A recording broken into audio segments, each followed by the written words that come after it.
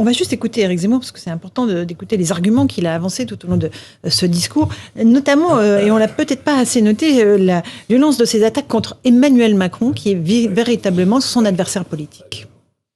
En 2022, ce n'est pas seulement la personne d'Emmanuel Macron que nous allons vaincre, mais mieux, son idéologie, ce système dont il est le porte-drapeau, le porte-parole et l'exécutant.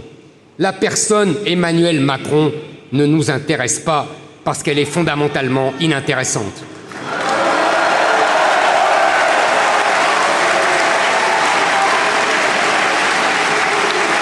Trouvez-moi un seul Français dans le pays qui puisse expliquer la pensée d'Emmanuel Macron. Un seul. Il n'y en a aucun, pas même lui. Personne ne sait qui il est parce qu'il est personne.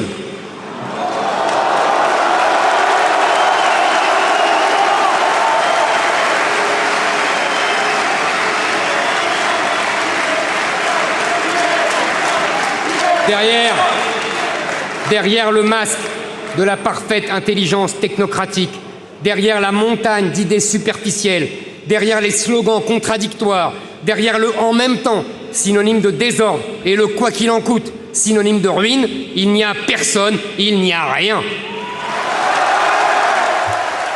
Voilà pour ces paroles d'Éric Zemmour. Gauthier Lebret, est-ce qu'il a fait sa mue de polémiste à candidat à l'occasion de ce meeting, selon vous? C'était assez frappant.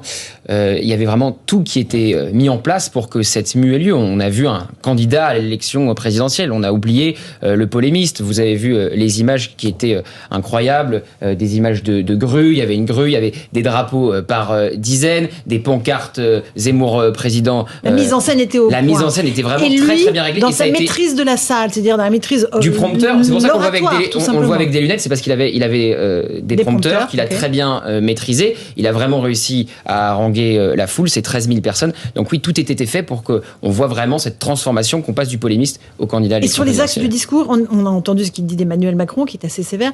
Il a ventilé sur d'autres candidats aussi, et j'imagine que la droite en a pris pour son grade. Ah oui, sauf Éric Ciotti, à qui il a fait de l'appel du pied. Il a même repris l'un de ses slogans pour que la France reste la France. C'était le slogan d'Éric Ciotti pendant la campagne pour le Congrès et c'était affiché sur un des tracts d'Éric Zemmour. Il y a un des proches d'Éric Zemmour qui me confiait avant le Congrès, le meilleur scénario pour nous, c'est que Éric Ciotti arrive au second tour, comme ça on verra qu'il y a une bonne partie des électeurs LR qui pensent comme nous, et ensuite qui perdent, comme ça on pourra siphonner son électorat. D'accord. Mais sinon, la gauche a été citée, il y a eu des attaques. Alors, est-ce que toute la gauche a été citée? Je vous avoue qu'avec les échauffourées, on était plutôt occupés à filmer ce qui était en train de se passer, donc j'ai pas envie de dire de bêtises en disant voilà, est-ce que je sais pas si je ne sais plus. En tout cas, Emmanuel Macron et la droite ont été cités. Donc Claude Dacier. Moi, ce qui m'a frappé d'abord, c'est qu'il est pour le moment seul. C'est-à-dire qu'aucune des personnalités, si j'ose dire, qui a pris la parole avant lui. Jean-Frédéric Poisson, c'était le plus gros. Oui, déjà, c'est le plus gros poisson. Elle était là, Christine Boutin. Et Christine Boutin, chacun connaît le rôle essentiel qu'elle joue dans la politique française. Donc, en fait, non. Pas de mépris, pas de mépris.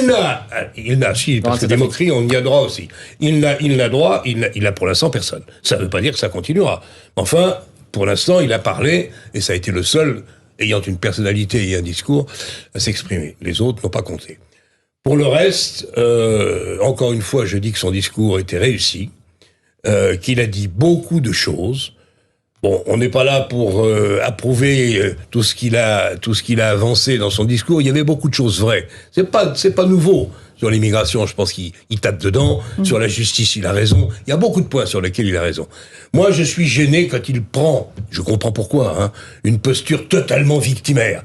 Tout le monde lui en veut. Il est le seul porteur de la vérité. Tous les autres sont d'affreux jojo au service du pouvoir, y compris la presse. Et là, ça me gêne un peu. Parce il y a eu beaucoup d'attaques contre la presse. Oui, il y a eu beaucoup d'attaques contre la presse, et je le dis comme je le pense, ça me gêne même beaucoup.